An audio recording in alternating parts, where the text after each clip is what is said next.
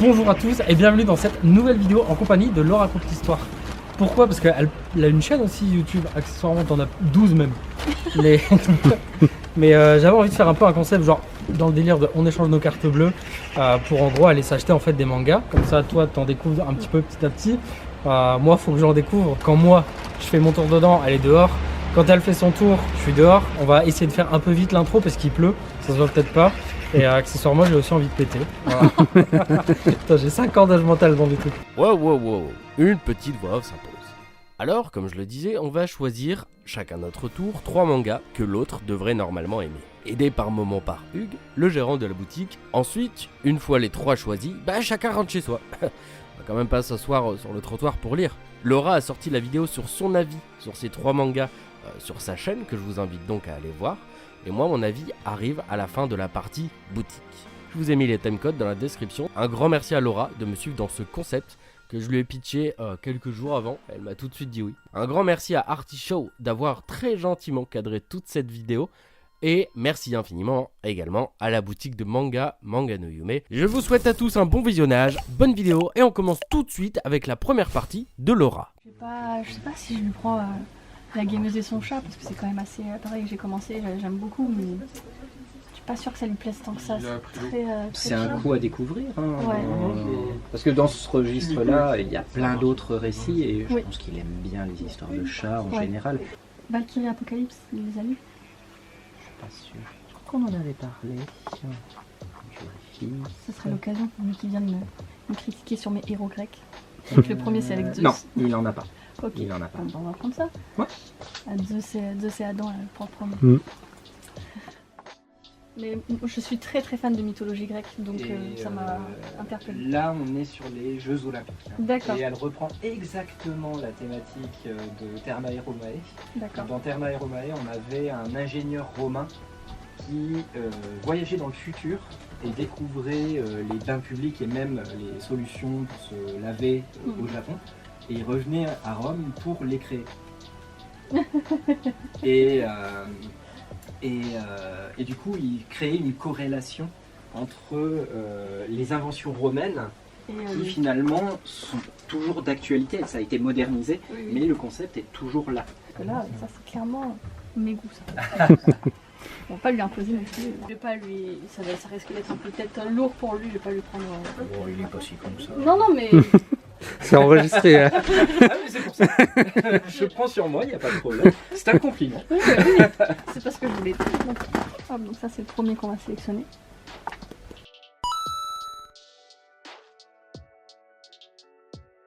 Et ça, on avait dit. Et si on allait voir un petit peu ce qui se passe aussi de mon côté?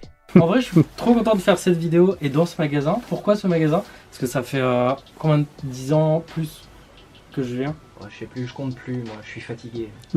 Fatigué de me voir. Mais non, je suis content de faire un peu des concepts différents que je fais d'habitude déjà sur YouTube. Je suis content de le faire ici. Et comme je connais déjà Laura depuis un moment, j'ai déjà des idées.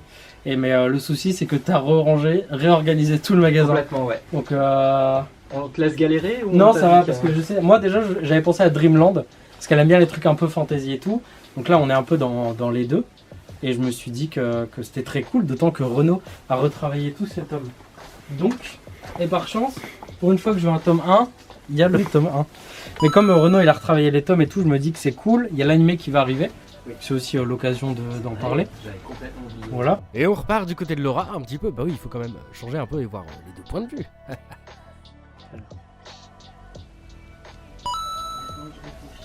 J'ai un doute.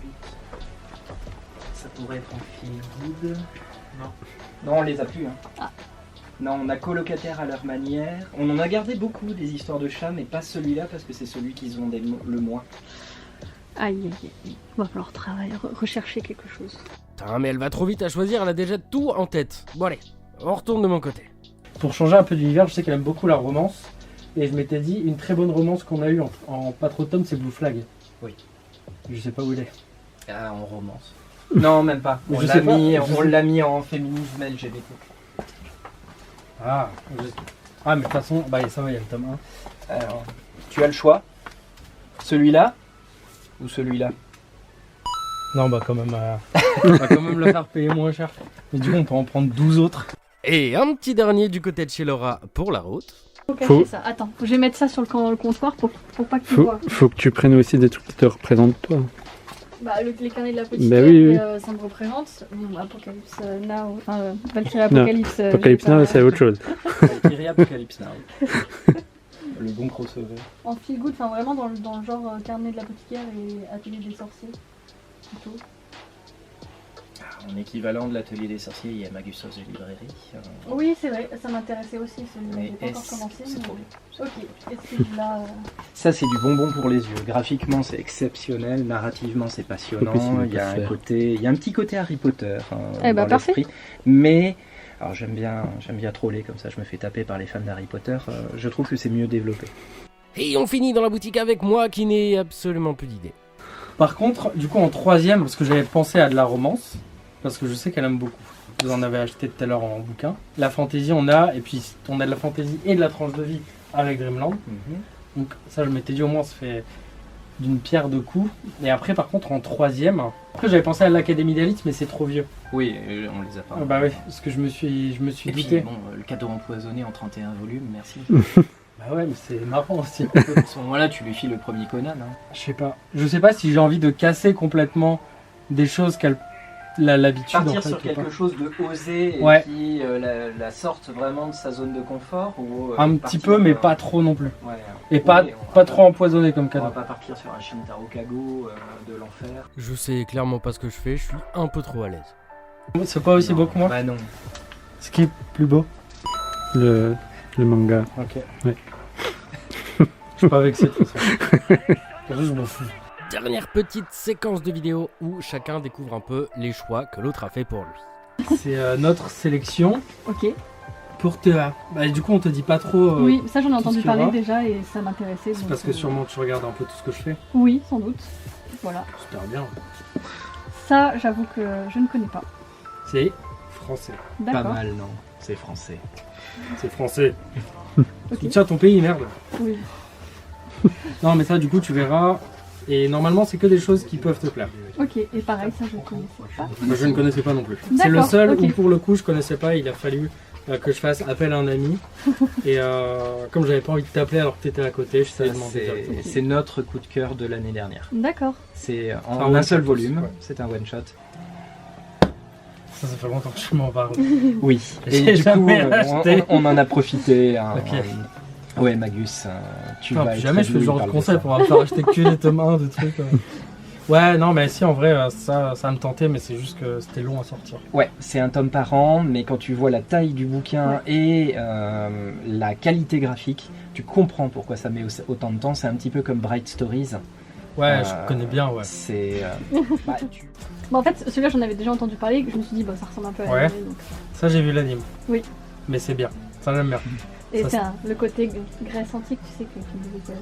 Ouais, mais il n'y a pas que de la Non, Grèce antique. mais là c'est deux. Et les carnets. Du coup, je me suis jamais penché vraiment dessus en plus. c'est drôle, c'est bien dessiné.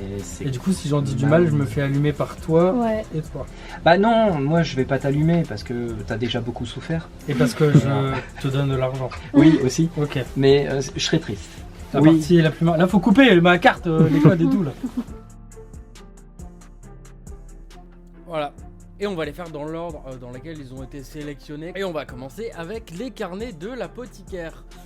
Pour résumer l'histoire, Mao Mao, apothicaire, s'est fait enlever alors qu'elle récoltait des herbes médicinales. Et elle s'est retrouvée à être vendue comme servante dans le palais impérial. Elle a grandi dans le quartier des plaisirs, ce qui l'aidera à sauver un bébé de la mort suite à la découverte d'un produit corporel très dangereux. Elle va être promue et deviendra goûteuse personnelle d'une des favorites de l'empereur.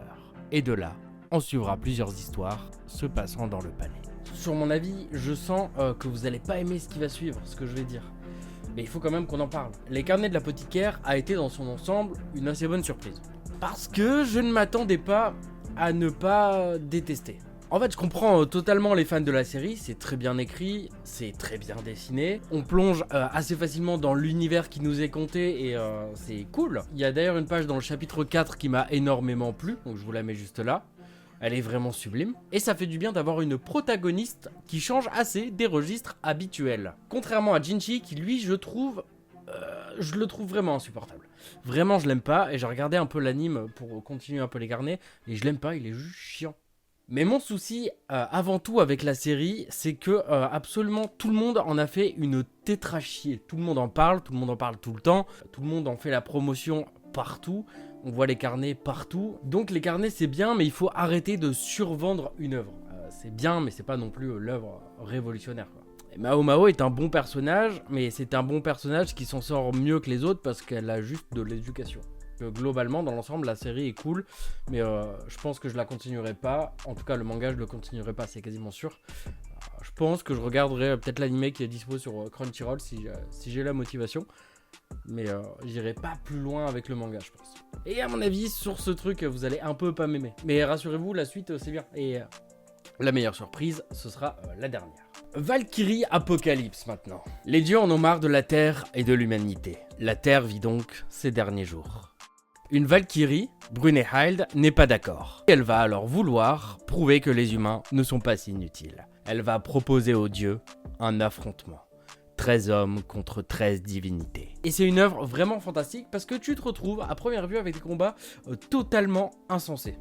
Avec aucune logique. Un dieu contre un humain, c'est un peu déséquilibré. Mais les auteurs, ils ont réussi à te rendre ça crédible. Et ça va donner des combats assez étranges, comme par exemple avec le tome 1, Lubu contre Thor. Thor, vous connaissez, mais Lubu, c'était un homme qui a eu pour objectif de vie, et ce dès sa naissance, de devenir le plus fort. Les combats sont improbables, mais pourtant, c'est tellement recherché sur tout ce qui va être utile envers ce personnage historique ou ce dieu, qu'en fait, les combats deviennent crédibles. Le scénario est donc assez simple, ça va être des affrontements, globalement pour juste assurer la survie de la Terre, mais c'est l'intelligence des combats qui est ouf.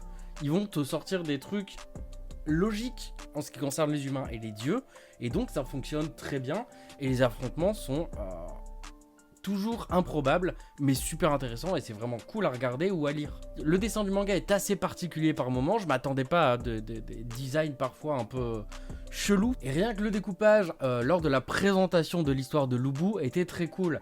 Parce que tu tournes la page et tu vois quasiment la même chose, mais avec Lubu qui a grandi. Et je trouve ça très cool, c'est une très bonne idée qui est très bien exécutée. Et si jamais la série vous intéresse mais que vous n'avez pas envie d'acheter le manga, eh bien sachez que la série est disponible sur Netflix. Là il y a actuellement 2 saisons je crois. Je pense que je ne poursuivrai pas l'anime puisque j'achèterai la totalité des tomes. Parce que vraiment je trouve ça très cool. Et tellement improbable que je me dis que ça, en fait il faut juste que je les achète et que je les lise. Parce que j'aime vraiment bien. Le livre. Une source de savoir, une accumulation de signes chargés de sens, un précieux héritage qui relie passé et futur. Protéger les livres, c'est protéger les connaissances du monde. Nous allons suivre un enfant aux oreilles pointues, qui adore se plonger dans les livres. Mais son statut de pauvre ne l'autorise même pas à accéder légalement à la bibliothèque de sa ville. L'enfant souhaite être sauvé d'une quelconque manière de sa vie par un héros, jusqu'à ce qu'il rencontre des Kauna, protectrice des livres et de l'endroit où les livres du monde entier y sont regroupés. Scénario qui semble assez simple dans l'ensemble, et pourtant, il est extrêmement prenant. Je ne pensais vraiment pas aimer autant parce que j'en attendais rien du tout, parce qu'on m'en avait parlé mais il y a tellement longtemps que globalement j'avais oublié ce que comptait cette histoire. Et avec Magus of the Library, j'ai eu un symptôme assez étrange. En lisant le manga, j'ai eu envie d'arrêter de lire pour aller lire. Ils te vendent tellement les livres d'une bonne manière qu'en fait, je trouve ça fou de te dire d'arrêter une lecture pour en faire une autre. C'est très étrange. L'histoire est belle, le dessin t'emporte dans un univers et dans l'aventure, une touche légère de magie qui devient un peu plus présente au fur et à mesure, et je comprends donc Hugues, le gérant de la boutique de manga, quand il dit que c'est un peu Harry Potter en bien. Parce qu'il y a une touche évidemment de magie et de rapport à un monde magique et en même temps un monde très humain, enfin très normal quoi. Et la magie est amenée vraiment petit à petit avec légèreté qu'en fait tu peux la voir mais tu fais pas encore tout de suite attention. Et je trouve ça extrêmement bien maîtrisé.